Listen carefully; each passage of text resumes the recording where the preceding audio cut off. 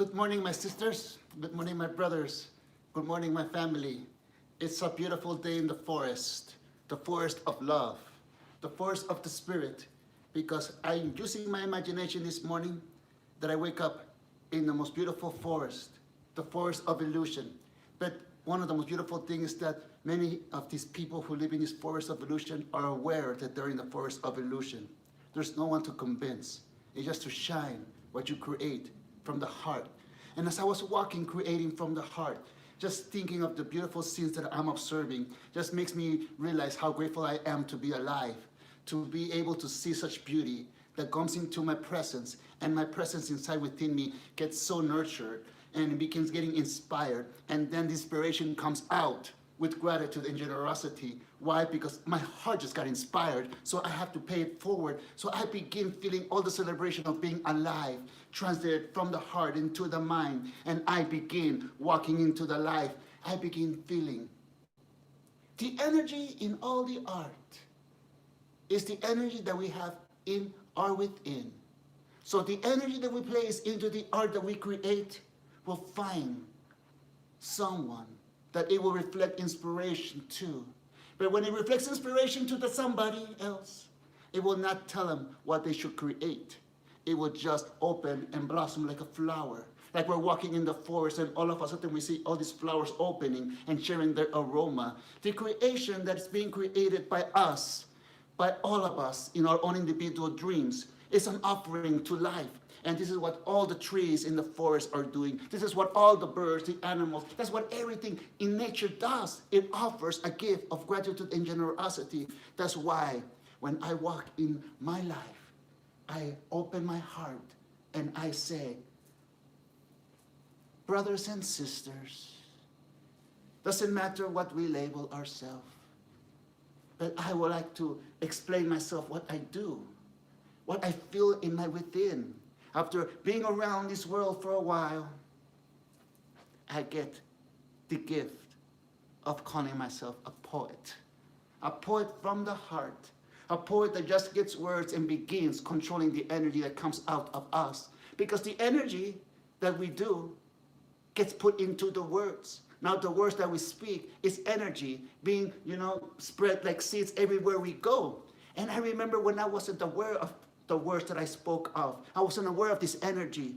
I remember going to places and talking and not even really talking. I wasn't even listening to the conversation. I was just, talking automatically like a parrot. And then I noticed that the parrot's gift, it is to mimic. But then it's cursed too, because it will be so hard to find its own voice, until the day that I remember being this poet. An open heart, open channel poet. Doesn't matter what I'm creating, it's just coming out of me. I said, oh my God, the energy, it is this energy that comes through us. So it directs us. Imagine what we can do if we align to that energy. What if we become at service to that energy? No longer confronting it, denying it, suppressing it. No, co-creating with it. And what energy I'm talking about? I'm talking about bliss. Pure inspiration to, you wake up and you're singing this song that you never heard before, just like la la la la la la la, and then when you do that, something else is getting cooked, because your attention is getting hooked into something. Your attention, your intent is getting placed into something that you're about to create. And whenever you create something, you create it from life, because you are life. So it is like creating life. So just imagine yourself being a poet, being in love, but not with somebody else. But the feeling of being in love is not the target. It's the expression of the artist coming out of you, the feeling of love. That's why we are very aware when we're the poets. Do not get into a curse, thinking that we need a muse, that we need somebody so it can take the inspiration out of us. No, it's not about that. It's about allowing. Allowing what? Allowing ourselves to create the most beautiful creation ever created. And I remember the last time I was in India and I was doing the arti dance with my friends. And all of a sudden, I remember it doesn't matter when you're dancing, you're just moving, just creating. The same thing happens when you're verbally speaking. I remember the first time that Father put me on stage to speak. I was probably like 20 years old, and he got me in front of the stage, and I remember having this out-of-body experience. Why? Because my nerves were so big that my body became separate from my mind, because my mind began to shake. You begin to be afraid, begin to feel the butterflies, the nervous system. And I say to my mind, okay, boy, like I say to my little puppy, sit down, control yourself, now breathe. Breathing is important. But I remember speaking, and I didn't know English, and I remember just speaking so fast it didn't matter what came out. The thing is that energy that came out. But later in life, I found out that the same energy that comes out of us is an energy that's ready to be born, to be created with. So imagine all this passion being guided by the tranquility of the power of your word. The same thing that you can get this energy, inspiration, the passion. Like if you see your favorite musician playing in a stadium and they're playing your favorite song and then everybody stands up, you feel the passion of the energy. So that is devotion. That is devotional energy, because that's feeling alive. It's not about feeling sorry for ourselves, fearing God, hoping everything will be okay. No, religion has been, mystery schools have been, spirituality has been corrupted, that we have to slave ourselves, be a certain way to be accepted. No, the moment that you let yourself out and find that passion, and that passion finds its host, and the most beautiful thing, it doesn't have to find a host in the outside. We're already hosting. And what am I talking about? Hosting our energy, hosting what we really are. That's the gift of the poet, because the poet's on vacation in this beautiful dream called life. And could you imagine knowing that you're on vacation in this dream called life? In this world where you're taking a vacation from, they already have a language. They already have rules. They already have, a whole system, a whole dream created where we just pop up and we just begin observing like a mirror. Like an open mirror, that's an open channel. Why it's an open channel? Because it can get that energy and put it wherever it goes. It doesn't matter to be owned by words or a belief or a religion. No, it has to do with the purest of the kindness of the heart. Then we begin observing wherever we observe. Then we can translate what we have in our heart. Because when we're translating is when the spirit comes in and it begins co-creating with that energy, with that dream. And what is it creating? It creates a beautiful poetry. How many poems have we listened to from people who are no longer alive in this world physically? But we get that poetry. If it's music, spoken word, or just in a piece of sheet, we read it and it touches our core. Many beings don't have the idea what they're going to create in the future. They have the sensation, they feel the sensation to create. Don Ezekiel, Doña Rosita, these are my grandmother's grandparents. This was the shaman, the Nahuatl of the tradition. That was his wife, the mother of the tradition. And they have this energy from their hearts, like poetry, from the teaching of the Toltecs, made it their own, and passed a tradition. And then it came into my father's grandfather, Don Leonardo. And this man was a musician. He pulled the infinite, even though he did service, he was a musician in heart. He found the infinite language inside the music. And he put all the Toltec knowledge, the dream of the planet knowledge. He began observing everything, creating his own feeling, and created this beautiful story. And he is the father of my grandmother, Mother Sarita. And Mother Sarita, got this beautiful inspiration by her lineage, by the tradition, by being in love, and then being heartbroken, and then once again finding this beautiful feeling inside that she's the mother of her own creation, of her own world. So she got this power and passed all this knowledge of inspiration to my father. So my father, you know him, I know him because he made this beautiful dream of the four agreements and the Toltec, where everybody we get together, because he changed everybody's life, that that we go into this path. But what I'm talking about is the inspiration. The great-grandfather, Don Ezekiel, had no realization what he was doing. He was just opening his heart, creating and doing the best thing that he could. Another lineage came in and did the same thing. That's why I say so humbly, if we were brought up in a negative tradition, lineage, something that we woke up to see that we don't want in our life anymore, we can end it. Why? Because we have that energy, that's the power of the word. Because also the poetry is not only just to romance and to do, it's a direct message from the heart. Because when we walk in the forest of illusion, that's why I call myself I'm hearing thoughts. I don't hear voices. I hear my own thoughts. I don't hear someone talking to me, whispering to me. No, I hear my own thoughts because it's me creating. But what I'm creating with is my inspiration that I become alive. Now I want to really identify what illusion has stopped me in the forest of illusion. Well, the dream of disrespect in relationship. Screaming at somebody, being screamed back in that dream. I got stuck there for the longest time.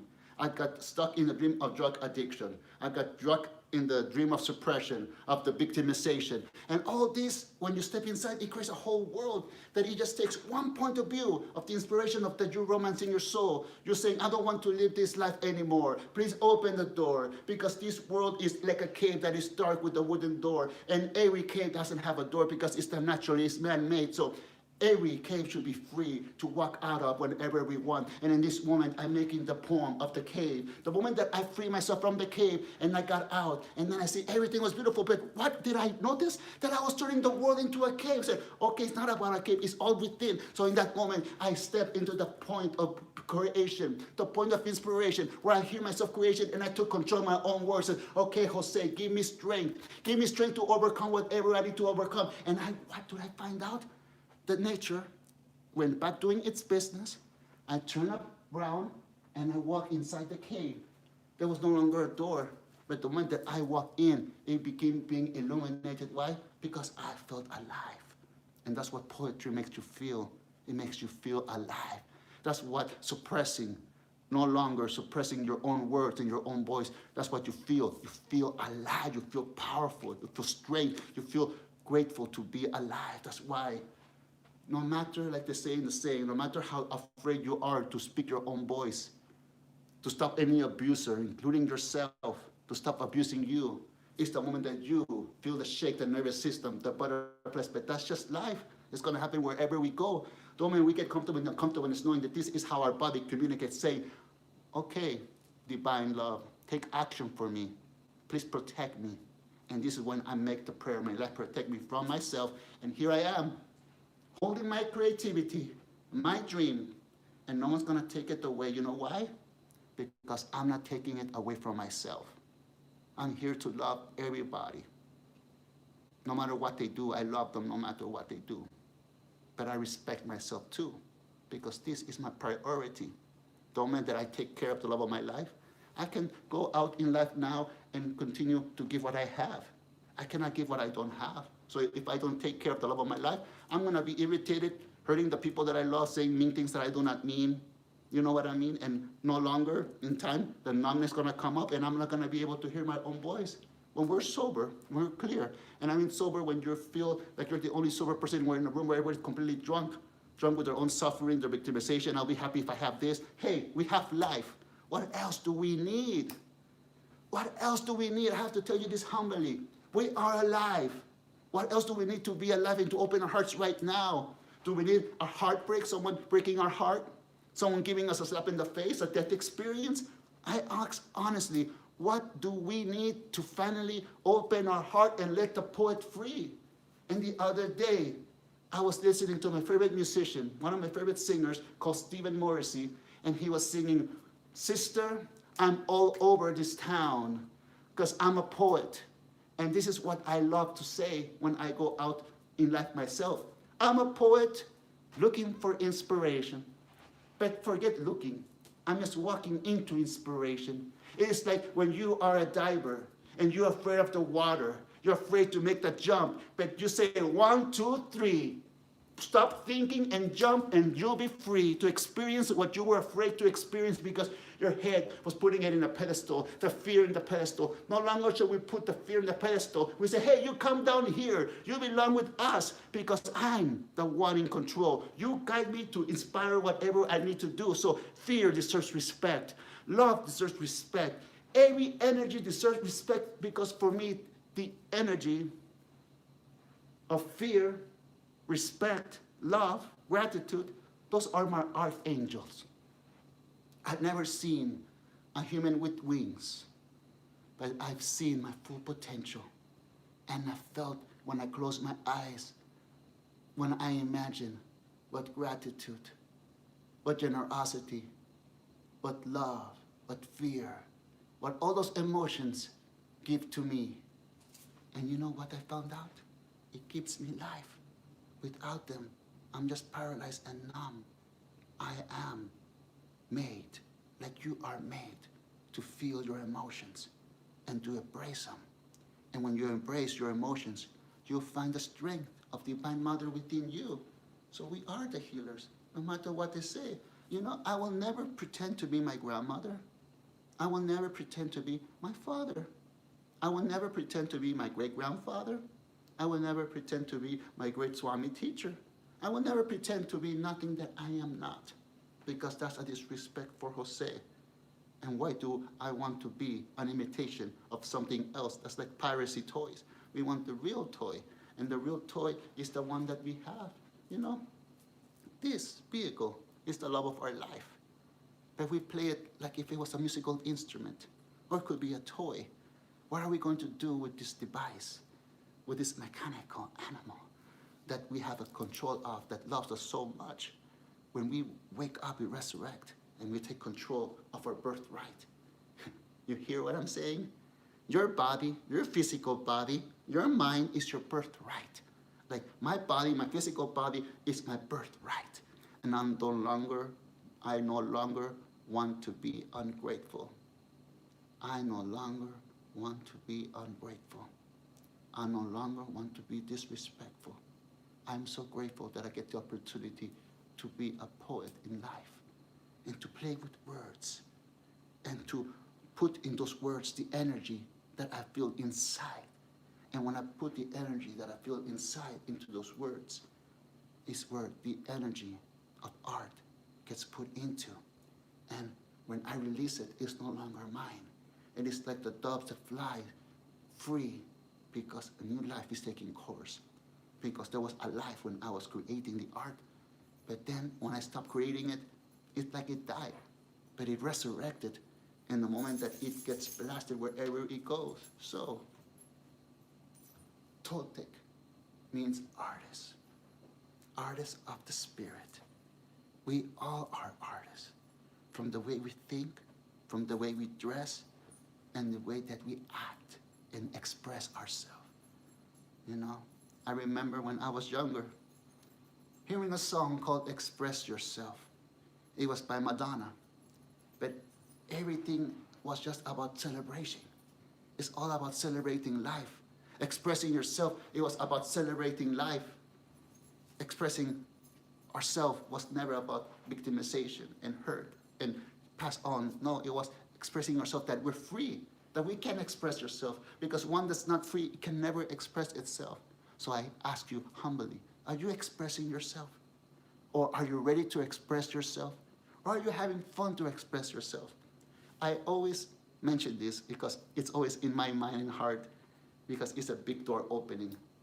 When my sister Cara said, how will Divine Mother dress today? I get so excited every morning because I want to see how Divine Goddess, Divine Mother will dress today.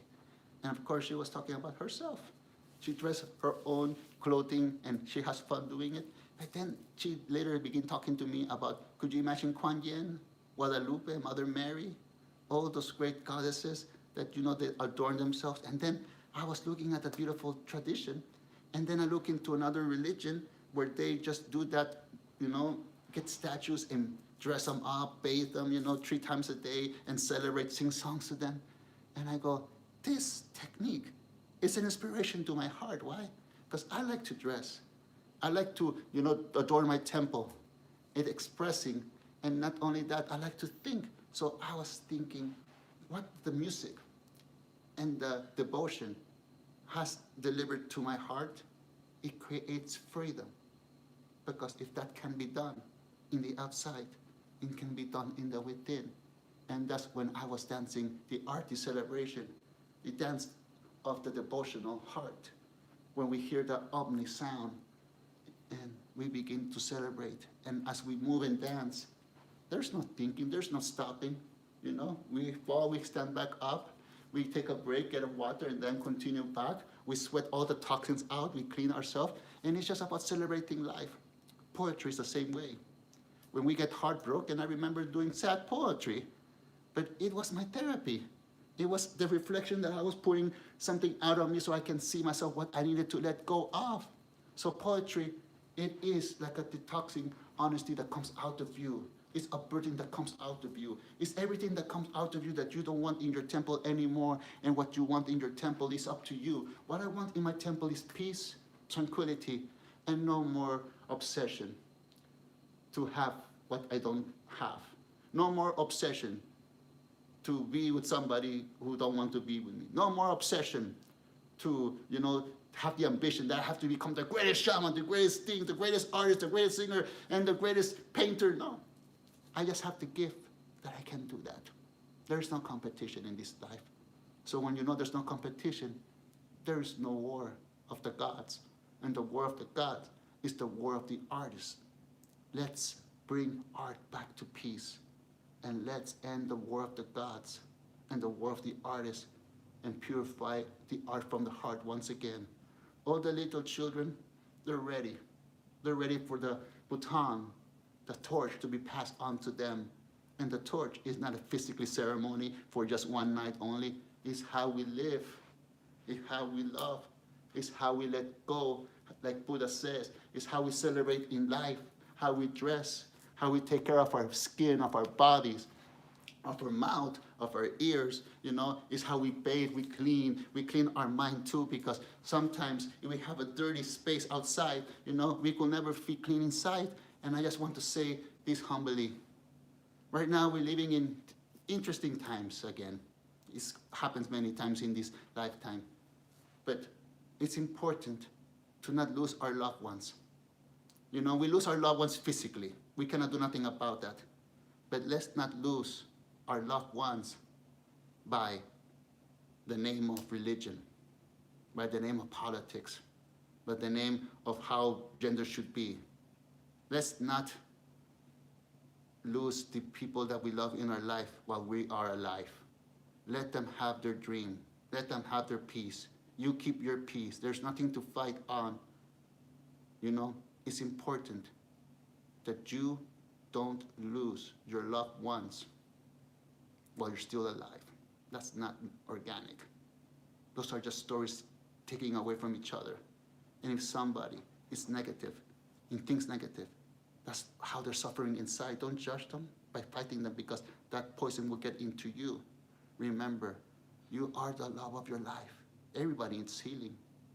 We all need healing, no matter if you're the greatest shaman, the greatest guru, the greatest coach on earth, that you have all these millions of people following you. Everybody needs help. Everybody needs somebody, because it's just the human way. It's love. It's love. Even though we produce it, it's beautiful to see the love in others. Why? Because that's how it feels like when we walk in the forest of illusion and we're not alone. Like all of you are walking with me in the forest of illusion. We're not alone. We have each other. And the way that we support one another is by supporting our dream, by supporting the real us, the real kind heart, and removing the negative, the irritation, the excuses, justifications. The poetry can be so beautiful and light, because those who look for light, they will find the poetry of light. Those who look for darkness will find the poetry of the dark. That's why it's important to embrace both of them, and knowing that both were our lives. Now we put them together and we watch over them, because they're our children. And this is what an elder means. I was so grateful that this week I became a grandfather for the second time. So I'm in the elder club, and the elders have nothing more to give than just their pure heart to the little ones, because the little ones are the ones who are taking this torch and taking it to a different direction. Just like my Toltec family did. Don Ezequiel, Doña Rosita, Cruzita. They have no idea what my life became, but their intent, it reached the destination. I'm a Toltec. I'm an artist of love. And I'm so grateful to have resurrected once again in this life. Because resurrection, it happens to everyone. It's the real resurrection I believe in. It's not that we die and we resurrect in somebody's body. No, who cares about that? We resurrect in the same life we were uninspired, we didn't do poetry anymore. Then we find love. We've resurrected that soul that came back to create masterpieces of art. We resurrected in life. We came back from the dead. Now we shine wherever we go.